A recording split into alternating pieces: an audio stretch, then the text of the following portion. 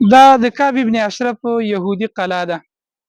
کعب ابن اشرف هغه انسان و کوم چې نبی کریم صلی الله علیه وسلم ته ډیر تکالیف ور رسولي وو. ان تر دې پورې چې رسول الله صلی الله علیه وسلم یې دې ته مجبور کړ چې نبی کریم صلی الله علیه وسلم د متعلق وفرمایل من لکعب ابن اشرف، یا صحابه په تاسو کې داسې څوک شته چې دا کعب ابن اشرف مردار کی، ځکه د رسول الله او الله سبحانه وتعالى ته ډیر تکالیف ور ورسول. نو په دې کې محمد بن مسلمه رضی الله تعالی عنہ را پاسې دا ورته ویل یا د الله رسوله کته غواړي ماته اجازه راکړه زه به دا مردار کم. او دا غ سره نور ملګری یو ځای شو، عباده بن بشر شو، ابو نیله شو، چې دا د رضاعي رورم راتلل او دوی رسول الله صلی الله علیه وسلم ته فرمایل موږ له اجازه د دې خبرې مراکه چې ستا متعلق سو وایو، ځکه که دا غ سره کینو او ستا متعلق سو وایو ناغه په موږ باندې دا اعتماد وکړي چې دا د رسول الله سره د زړه نه مرګري نه دي، نو چې موږ د قتل لپاره کومه منصوبه جوړو نو دا په اسانتیا هغې سره راګیریږي په هغې کې. نو هغوی هلته یو معاهده وکړه او د هغې نه پس دوباره ورپسې راله او دې ابو نیله ورته آواز وکړو دې قلعې ته. نو ده په هغه ورځو کې تازه تازه واده کړی، یو خو مالداره انسان بل شاعر مو، کله کله به رسول الله پسې اشعار هم ویل، په اشعارو کې به تکالیف ورکو. نو په دغه ورځو کې تازه تازه واده کړی او د داسې یو زنانه سره چې هغه عطار او عطر به په خپلو لاسونو جوړول. دا به د زنانه یو فضیلت شمارل کېدل په دې عربو کې، کومې زنانه به چې په خپل لاس باندې عطر جوړول نو دا به د هغې یو فضیلت و او بیا به خلکو د هغه سره واده یو سعادت ګڼل. نو هغه ښځې ورته وویلې چې د اواز ماته د خطرې نه خالي نه ښکاري مه وروځه.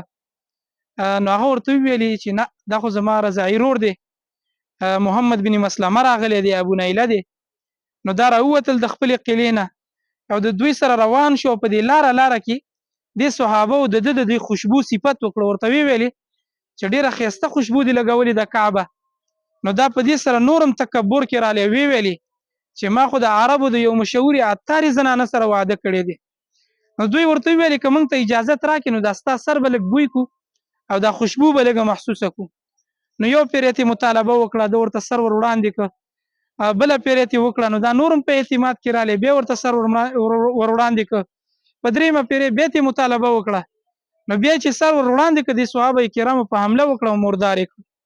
نو دا د هغه کعب ابن اشرف یهودي قلا ده چې نن په داسې حالت کې دا ډېره مضبوطه جوړه کړې ده او ویل کېږي داسې چې دا هم په هغه زوړ حالت کې هم دقه شانتې پاتې ده چې څنګه د الله د رسول په زمانه کې وه او هغه جوړه کړې وه په مغه حالت کې پاتې ده. مخکې به دا کولاوه وه، دا جنګلې ورته نه وي، خلک به دې قلا ته دننه ورتلل.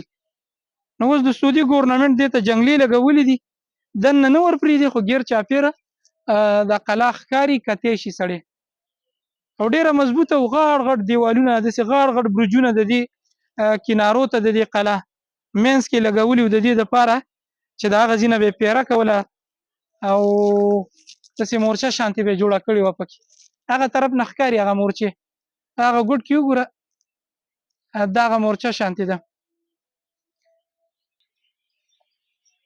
د ده مشهوره واقعه ده، ټوله خو نه بیانېږي ځکه ویډیو مو اوږدېږي. کوم خلک چې دلچسپي لري نو کوم علماو چې بیان کړي هغه دې واوري یا دې وګوري، کتابونو کې شته. دا مختصر غټ غټ ټکي ترې راواخیستل موږ د دې دپاره چې هغه خلک چې دې واقعې نه خبر نه نو زه خبر به هم تشي مختصرا او دا قلا به مو ګوري.